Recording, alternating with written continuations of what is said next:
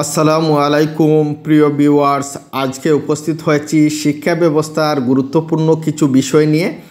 শিক্ষা ব্যবস্থা এগিয়ে নিতে হলে কয়েকটি পদক্ষেপ নিতে হবে। প্রতিটি শিক্ষা প্রতিষ্ঠানে দক্ষতা ভিত্তিক শিক্ষা চালু করতে হবে। উদাহরণস্বরূপ, হাতে খড়ি কারিগরি শিক্ষা চালু করতে হবে, যেমন বিভিন্ন প্রযুক্তি শিক্ষা, কম্পিউটার শিক্ষা এবং বিভিন্ন ইঞ্জিনিয়ারিং বিষয়ের শিক্ষা হাতে খড়ি চালু করতে হবে।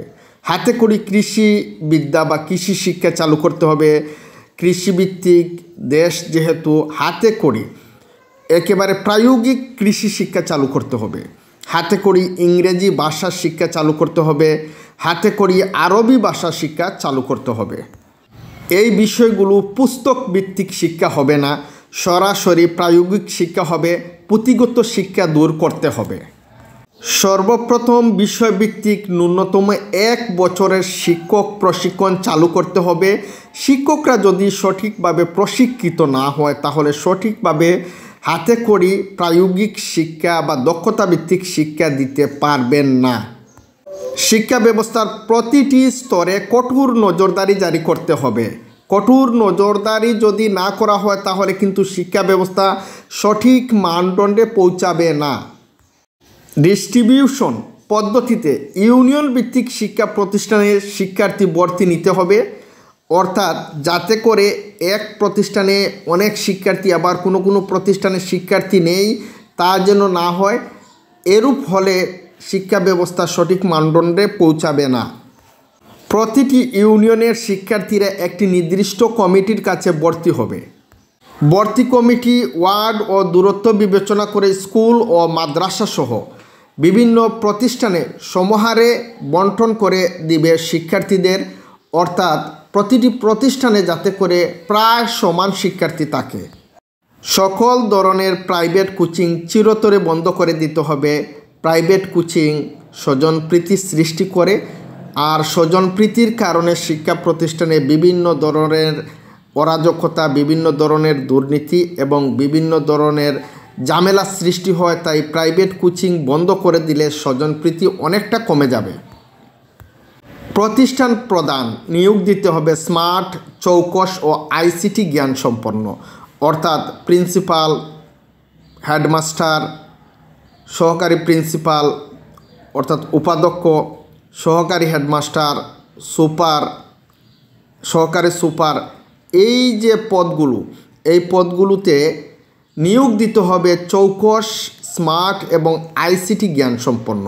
প্রতিষ্ঠান প্রধান যদি ইমেল ব্যবহার না করতে পারেন, মোবাইল যথাযথভাবে ব্যবহার করতে না পারেন, হোয়াটসঅ্যাপ, ইমো ব্যবহার না করতে পারেন, তাছাড়া গুগলে বিভিন্ন ধরনের বিষয় সার্চ করে দেখতে না পারেন, শিক্ষা বোর্ড, শিক্ষা অধিদপ্তর, শিক্ষা মন্ত্রণালয় সহ বিভিন্ন মন্ত্রণালয়ের ওয়েবসাইটে যদি তিনি নিজের দক্ষতা দিয়ে ঢুকতে না পারেন, নিজে নিজে যদি ওয়েবসাইটগুলো ব্যবহার না করতে পারেন এবং শিক্ষার বিভিন্ন সেবামূলক বিষয় যদি তিনি নিজে থেকে না জানতে পারেন, ওয়েবসাইট ভিত্তিক বিভিন্ন বিষয় আছে, তিনি যদি এই বিষয়গুলোর উপর দক্ষতা অর্জন না করতে পারেন, তাহলে তো প্রতিষ্ঠান সুন্দর, সুষ্ঠু এবং সঠিকভাবে চালানো সম্ভব নয়।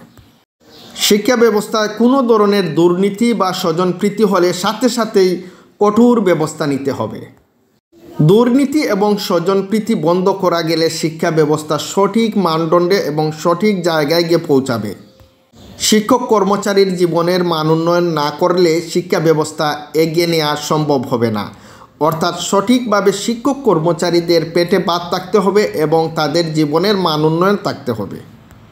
শিক্ষা ব্যবস্থা জাতীয়করণ করে শিক্ষক কর্মচারীর জীবনমানের উন্নয়ন করে শিক্ষা ব্যবস্থাকে কঠোর জবাবদিহিতার মধ্যে রাখতে হবে এবং কঠোর জবাবদিহি সকল শিক্ষক কর্মচারী সহ সংশ্লিষ্ট সকলে, সচিবালয় থেকে নিয়ে প্রতিটি স্তরে কঠোর জবাবদিহি এবং কঠোর নজরদারিতে রাখতে হবে।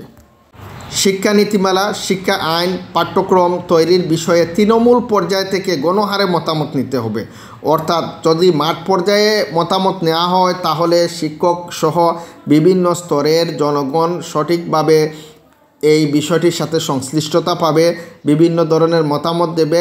সকলের মতামতকে ভিত্তি করে একটি সুষ্ঠু, সঠিক এবং আমাদের দেশের পরিবেশের উপর নির্ভর করে আমাদের দেশের চাহিদার উপর নির্ভর করে শিক্ষা নীতিমালা, শিক্ষা আইন, পাঠ্যক্রম তৈরি করা সম্ভব হবে এবং এই বিষয়টি আমাদের সাথে সরাসরি সংশ্লিষ্ট হবে, যাতে করে কোনো ভুল থাকবে না, আমরা সঠিকভাবে আমাদের মানদণ্ডে পৌঁছাবো।